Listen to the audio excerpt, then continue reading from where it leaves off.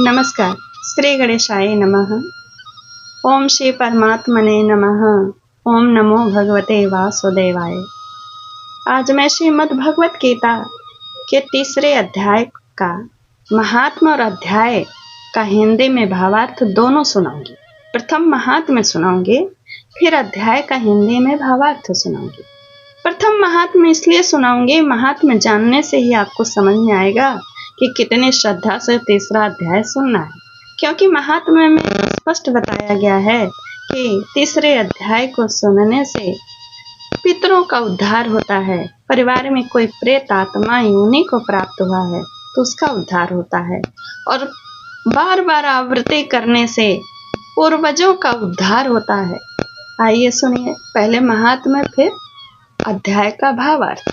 और हमारे चैनल को सब्सक्राइब करिए, वीडियो को लाइक करिए, कमेंट्स के द्वारा मुझसे जुड़िए और उचित स्थान पर वीडियो का शेयर करिए। आइए सुनिए। श्री भगवान कहते हैं, प्रिय जन्म स्थान में एक जड नामक ब्राह्मण था जो कौशिक वंश में उत्पन्न हुआ था। उसने अपना जातीय धर्म छोड़कर बनिए की वृत्ति में मन लगाया। उसे पराई स्त्रियों के साथ व्यभिचार करने का व्यसन पड़ गया। वह सदा जुआ खेलता, शराब पीता और शिकार खेलकर जीवों की हिंसा किया करता था। इसी प्रकार उसका समय बीतता था। धन नष्ट हो जाने पर वह व्यापार के लिए बहुत दूर उत्तर दिशा में चला गया। वहां से धन कमाकर घर की ओर लौटा और बहुत दूर तक का रास्ता उसने तय भी कर लिया था। एक दिन सूर्यास्त होने पर जब दसों दिशाओं में अंधकार फैल गया, तब एक वृक्ष के नीचे उसे लुटेरों ने धर दबाया और शीघ्र ही उसके प्राण ले लिए। उसके धर्म का तो लोप पहले से था, जिसके कारण वह बड़ा भयानक प्रेत हुआ। उसका पुत्र बड़ा धर्मात्मा और वेदों का विद्वान था। उसने अब तक पिता के लौट आने की राह देखी। जब वे नहीं आए तो पता लगाने के लिए वह घर से निकल पड़ा। प्रतिदिन खोजा करता, हर राहगीर से पूछता, पर पता न चला। एक दिन उसके पिता के ही सहायक से उसकी भेंट हो गई और उन्होंने सारा वृतांत सुनाया। सुनकर उसे अपने पिता के मृत्यु पर बड़ा शोक हुआ। वह बड़ा बुद्धिमान था। बहुत कुछ सोच विचार कर पिता का पारलौकिक कर्म करने की इच्छा से आवश्यक सामग्री साथ ले उसने काशी जाने का विचार किया। मार्ग में 7-8 मुकाम डालकर वह 9वें दिन उसी वृक्ष के नीचे पहुंचा जहां इसके पिता मारे गए थे। उस स्थान पर उसने संध्योपासना की और गीता के तीसरे अध्याय का पाठ किया। इसी समय आकाश में बड़ी भयानक आवाज हुई।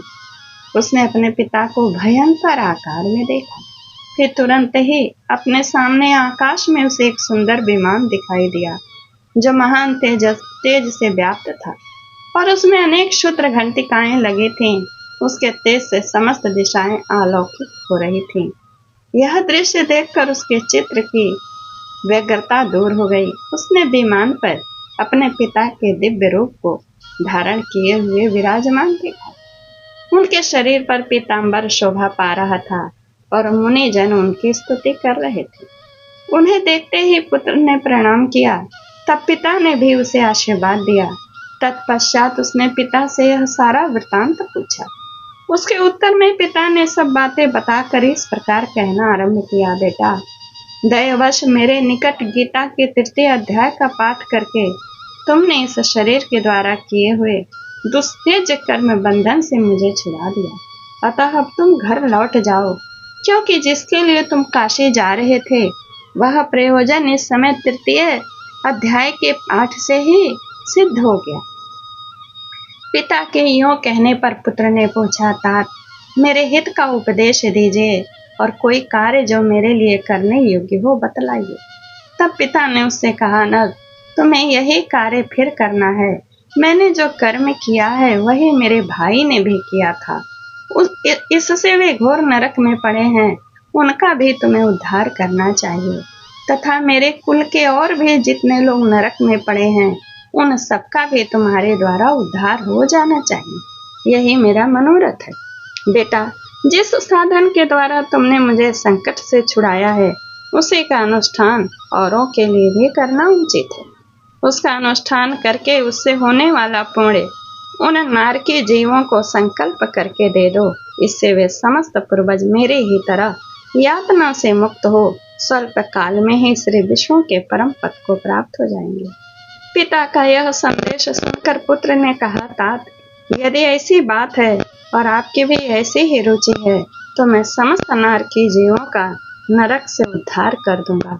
यह सुनकर उसके पिता बोले, बेटा एवं मस्त, तुम्हारा कल्याण हो, मेरा अत्यंत प्रिय कार्य संपन्न हो गया। इस प्रकार पुत्र को आश्वासन देकर उसके पिता भगवान विष्णु के परम धाम को चले गए। तत्पश्चात वह भी लौटकर जन्म स्थान में आया और परम सुंदर भगवान श्री कृष्ण के मंदिर में उनके समक्ष बैठकर पिता के आदेशानुसार गीता के 3 अध्याय का पाठ करने लगा। उसने नारकी जीवों का उद्धार करने की इच्छा से गीता पाठ जनित सारा पुण्य संकल्प करके दे दिया। इसी बीच में भगवान विष्णु के दूत यातना भोगने वाले नारकी जीवों को छुड़ाने के लिए यमराज के पास गए। यमराज ने नाना प्रकार के सत्कारों से उनका पूजन किया और कुशल पूछी। वे बोले, धर्मराज, हम लोगों के लिए सब और आनंद ही आनंद है। इस प्रकार सत्कार करके पितृलोक के सम्राट परम बुद्धिमान यम ने विष्णु दूतों से यमलोक में आने का कारण पूछा।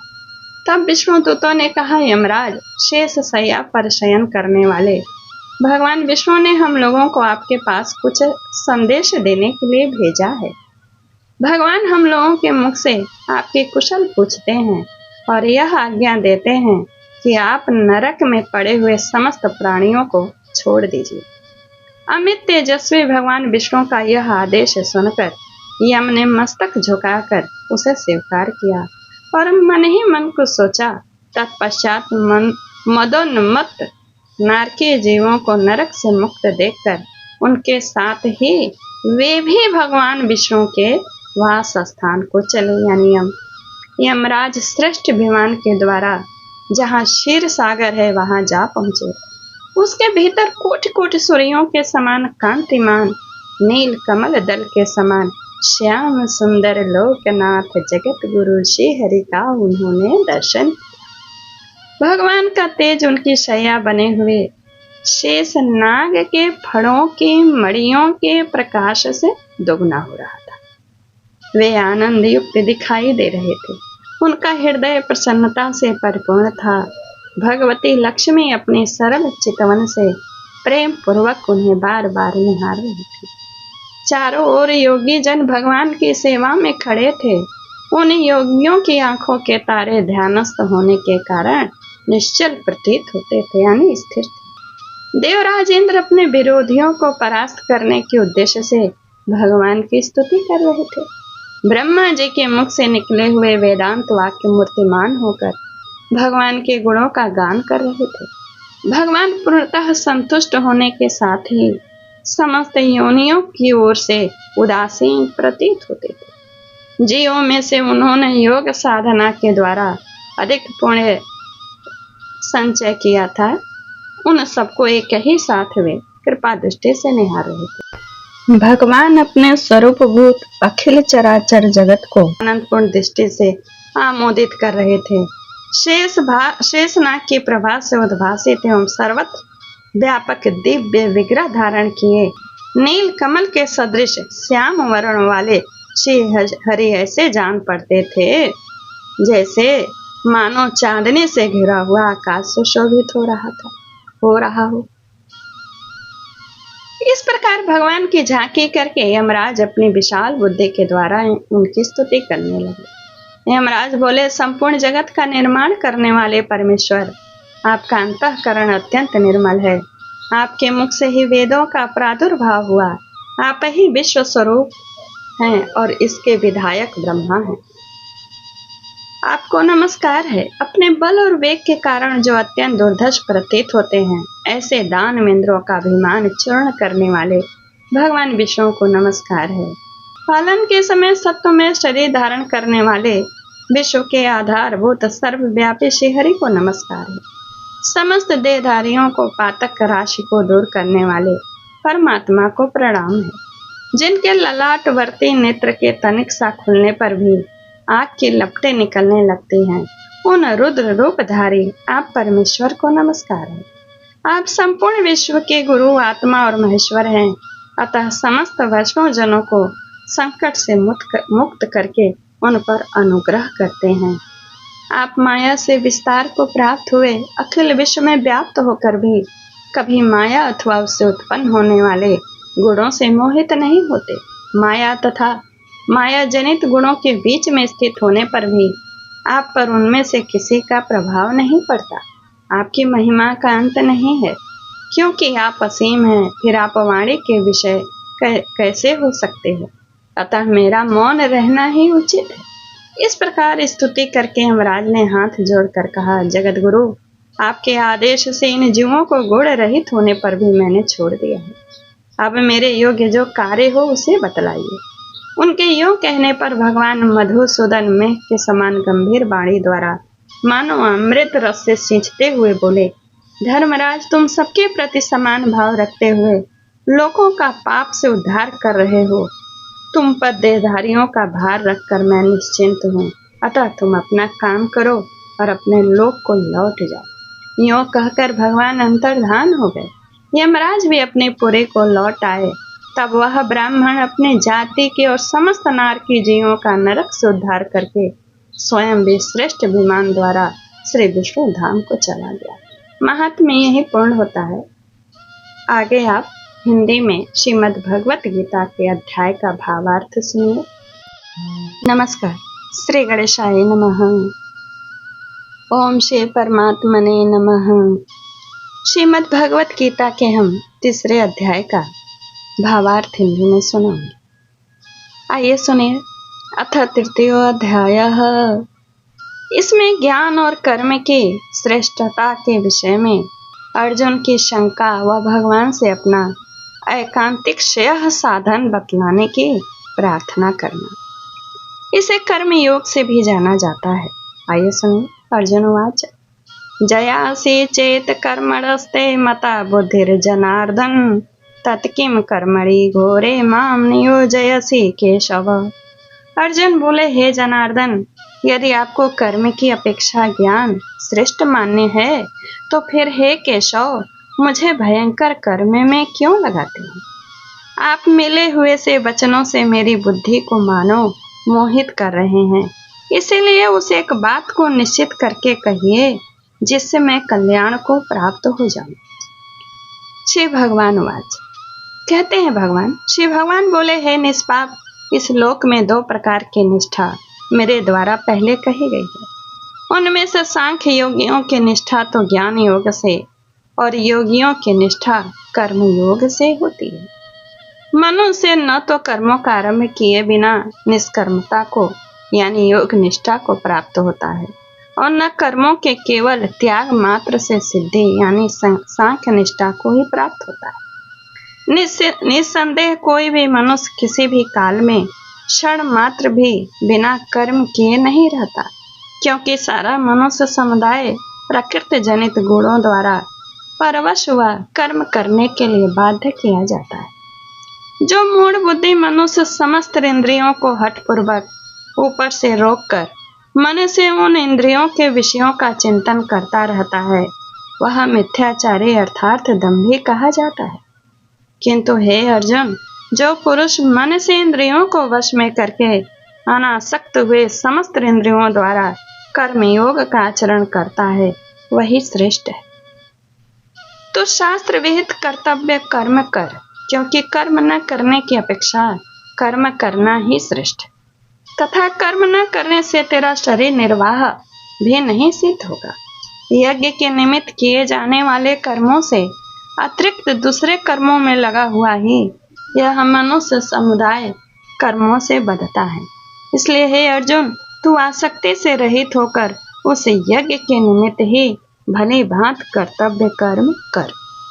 प्रजापति ब्रह्मा ने कल्प के आदि में यज्ञ सहित प्रजाओं को रचकर उनसे कहा कि तुम लोग इस यज्ञ के द्वारा बुद्धि को प्राप्त हो और यह यज्ञ तुम लोगों को इच्छित भोग प्रदान करने वाला हो।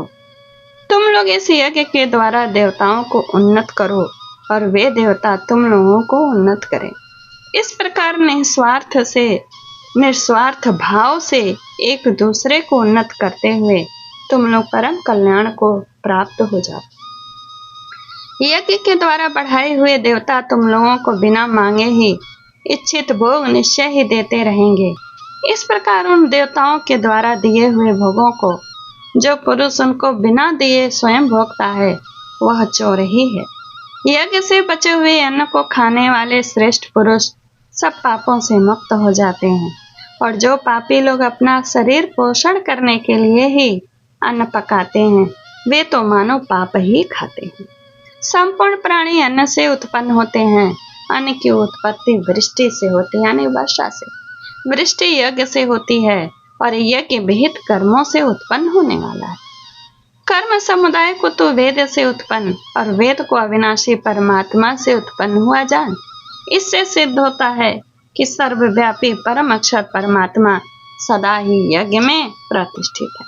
हे पार्थ, जो पुरुष इस लोक में इस प्रकार परंपरा से प्रचलित सृष्टि चक्र के अनुकूल नहीं बरतता, अर्थात अपने कर्तव्य का पालन नहीं करता, वह इंद्रियों के द्वारा भोगों में रमण करने वाला पापायु पुरुष व्यर्थ ही जीता है। परंतु जो मनुष्य आत्मा में ही रमण करने वाला और आत्मा में ही तृप्त तथा आत्मा में ही संतुष्ट, उसके लिए कोई कर्तव्य नहीं है। उस महापुरुष का इस विश्व में न तो कर्म करने से कोई प्रयोजन रहता है और न कर्मों के न करने से ही कोई प्रयोजन रहता है, तथा संपूर्ण प्राणियों में भी इसका किंचन मात्र भी स्वार्थ का संबंध नहीं रहता है। इसीलिए तू निरंतर आसक्ति से रहित होकर सदा कर्तव्य कर्म को भले भांत करता रहो, क्योंकि आसक्ति से रहित होकर कर्म करता हुआ मनुष्य परमात्मा को प्राप्त हो जाता है। जनक आदि ज्ञानी जन भी आसक्ति रहित कर्म द्वारा ही परम सिद्धि को प्राप्त हुए थे। इसीलिए तथा लोक संग्रह को देखते हुए भी तू कर्म करने को ही योग्य है, तू कर्म करने के ही योग्य है, अर्थात तुझे कर्म करना ही उचित है। श्रेष्ठ पुरुष जो जो आचरण करता है अन्य पुरुष भी वैसा ही वैसा आचरण करते हैं। वह जो कुछ प्रमाण कर देता है समस्त मनुष्य समुदाय उसी के अनुसार बरतने लग जाता है, यानी कार्य करने व्यवहार करने लगता है। हे अर्जुन, मुझे इन तीनों लोकों में न तो कुछ कर्तव्य है न कोई भी प्राप्त करने योग्य वस्तु अप्राप्त है, तो भी मैं कर्म में ही बरतता हूँ। क्योंकि हे पार्थ यदि कदाचित मैं सावधान होकर कर्मों में न बरतूं बड़ी हानि होगी। कैसे? क्योंकि मनुष्य सब प्रकार से मेरे ही मार्ग का अनुसरण करते हैं।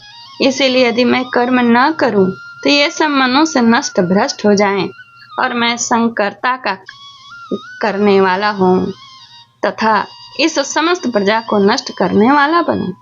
हे भरत, कर्म में आसक्त हुए अज्ञानी जन जिस प्रकार कर्म करते हैं, आसक्ति रहित विद्वान भी लोक संग्रह करना चाहता हुआ उसी प्रकार कर्म करे।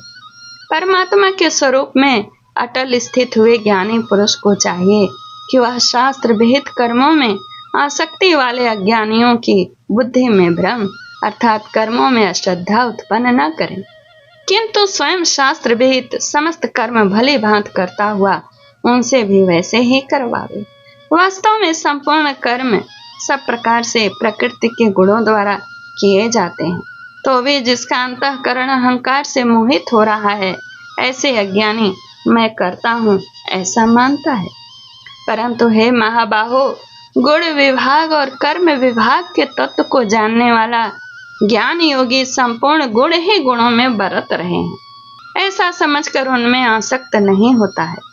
प्रकृति के गुणों से अत्यंत मोहित हुए मनुष्य गुणों में और कर्मों में आसक्त रहते हैं। उन पूर्णतया न समझने वाले मंद बुद्धि अज्ञानी को पूर्णतया जानने वाले ज्ञानी विचलित न करें। मुझ अंतर्यामी परमात्मा में लगे हुए चित्त द्वारा संपूर्ण कर्मों को मुझ में अर्पण करके आशा रहित ममता रहित और संताप रहित होकर युद्ध कर। जो कोई मनुष्य दोष दृष्टि से रहित और श्रद्धा युक्त होकर मेरे इस मत का सदा अनुसरण करते हैं वे भी संपूर्ण कर्मों से छूट जाते हैं। परंतु जो मनुष्य मुझ में दोषारोपण करते हुए मेरे इस मत के अनुसार नहीं चलते, उन मूर्खों को तू संपूर्ण ज्ञानों में मोहित और नष्ट हुए ही समझ। सभी प्राणी प्रकृति को प्राप्त होते हैं, अर्थात अपने स्वभाव के परवश हुए कर्म करते हैं। ज्ञानवान भी अपने प्रकृति के अनुसार चेष्टा करते हैं, फिर इसमें किसी का हट क्या करेगा। इंद्रिय के अर्थ में अर्थात प्रत्येक इंद्रिय के विषय में राग और द्वेष छिपे हुए स्थित है। मनुष्य को उन दोनों के वश में नहीं होना चाहिए, क्योंकि वे दोनों ही इसके कल्याण मार्ग में विघ्न करने वाले महान शत्रु हैं। अच्छे प्रकार आचरण में लाए हुए दूसरे के धर्म से गुण रहित भी अपना धर्म अति उत्तम है। अपने धर्म में तो मरना भी कल्याणकारक है और दूसरे का धर्म भय को देने वाला है। बलात् मनुष्य को पाप में प्रवृत्त कौन करता है, इस विषय में अर्जुन का प्रश्न है। अर्जुन उवाच, अर्जुन बोले, हे कृष्ण, तो फिर यह मनुष्य स्वयं न चाहता हुआ भी बलात् लगाए हुए की भांति किससे प्रेरित होकर पाप का आचरण करता है। श्री भगवान बोले, रजोगुण से उत्पन्न हुआ यह काम ही क्रोध है। यह बहुत खाने वाला अर्थात भोगों से कभी न खाने वाला और बड़ा पापी है। इसको ही तो इस विषय में वैरी जान। जिस प्रकार धुएं से अग्नि और मैल से दर्पण ढक जाता है तथा जिस प्रकार जेल से गर्भ ढका रहता है, वैसे ही उस काम के द्वारा यह ज्ञान ढका रहता है। और हे अर्जुन, इस अग्नि के समान कभी न पूर्ण होने वाले काम रूप ज्ञानियों के नित्य वैरी के द्वारा मनुष्य का ज्ञान ढका हुआ है। इंद्रिय, मन और बुद्धि ये सब इसके वास स्थान कहे जाते हैं। यह काम इन मन, बुद्धि और इंद्रियों के द्वारा ही ज्ञान को आच्छादित करके जीवात्मा को मोहित करता है। इसलिए अर्जुन, तो पहले इंद्रियों को वश में करके इस अज्ञान और विज्ञान का नाश करने वाले महान पापी काम को अवश्य ही बलपूर्वक मार डाल। इंद्रियों के स्थूल शरीर से पर यानी श्रेष्ठ, इंद्रियों को स्थूल शरीर से पर यानी श्रेष्ठ समझो, बलवान और सूक्ष्म कहते हैं। इन इंद्रियों से पर मन है, मन से भी पर बुद्धि है, और जो बुद्धि से भी अत्यंत पर है वह आत्मा है। इस प्रकार बुद्धि से पर अर्थात सूक्ष्म, बलवान और अत्यंत श्रेष्ठ आत्मा को जानकर और बुद्धि के द्वारा मन को वश में करके, हे महाबाहो, तो इस काम रूप दुर्जय शत्रु को मार डाल। ओम तत्सदिति श्रीमद्भगवत गीता सुपनिषत्सु ब्रह्म विद्यायां योग शास्त्रे श्री कृष्ण अर्जुन संवादे कर्म योगो। ओम तत्सत। ओम नमो भगवते वासुदेवाय। इस